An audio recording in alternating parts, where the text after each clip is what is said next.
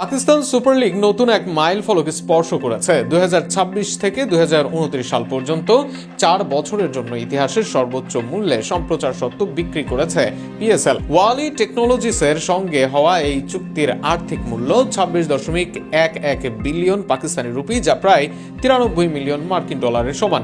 এর মধ্য দিয়ে শুধু পিএসএল নয়, পাকিস্তান ক্রিকেটের ইতিহাসেই এটি সবচেয়ে বড় সম্প্রচার চুক্তি হিসেবে বিবেচিত হচ্ছে। 2026 মৌসুম থেকে কার্যকর হওয়া এই চুক্তির আওতায় টিভি সম্প্রচার ও লাইভ স্ট্রিমিং দুটিরই সত্ত্ব পাবে ওয়ালি। উল্লেখযোগ্য বিষয় হলো, লিগে এবার থেকে দলের সংখ্যা 6 থেকে বেড়ে 8-এ উন্নীত হয়েছে। ফলে ম্যাচ সংখ্যাও 34 থেকে বেড়ে দাঁড়াবে 44-এ। স্বাভাবিকভাবেই ম্যাচ বাড়ায় মোট চুক্তি মূল্য বেড়েছে। তবে শুধু সংখ্যার কারণেই নয়, প্রতি ম্যাচের গড় মূল্য উল্লেখযোগ্য হারে বৃদ্ধি পেয়েছে।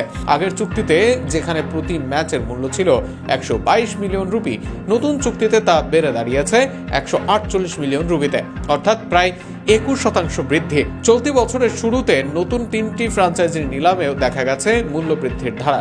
বিশেষ করে মুলতান সুলতানস, যারা এখন পিন্ডি নামে পরিচিত, 10 বছরের জন্য বছরে 2.45 বিলিয়ন রুপিতে বিক্রি হয়েছে, যা লিগের বাণিজ্যিক শক্তির বড় প্রমাণ। পিএসএল এর প্রধান নির্বাহী সালমান নাসের জানিয়েছেন, এই চুক্তি লিগের ক্রমবর্ধমান জনপ্রিয়তা ও বিশ্বাসযোগ্যতারই প্রতিফলন। আসন্ন মৌসুম শুরু হবে 26শে মার্চ এবং ফাইনাল অনুষ্ঠিত হবে 3রা মে। ইতিমধ্যেই বাংলাদেশ থেকে পারভেজ হোসেন ইমন, নাহিদ রানা, রিশাদ হোসেনকে নিলাম থেকে কিনেছে পিএসএল এর দলগুলো। এছাড়াও নিলামের আগেই চড়া মূল্যে দলে নিয়েছে মুস্তাফিজকে। যেখানে 4 জন বাংলাদেশি খেলবে পিএসএল এ, সেখানে আইপিএল সম্প্রচারে নিষিদ্ধ বাংলাদেশে।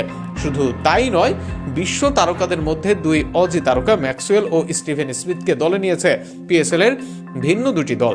তারা ছাড়াও আছেন বেশ কিছু বিদেশি বড় বড় তারকা। সব মিলিয়ে আইপিএল এর সমান এখনো না হলেও ধীরে ধীরে আইপিএল কে টক্কর দিতে প্রস্তুতি নিচ্ছে পিএসএল।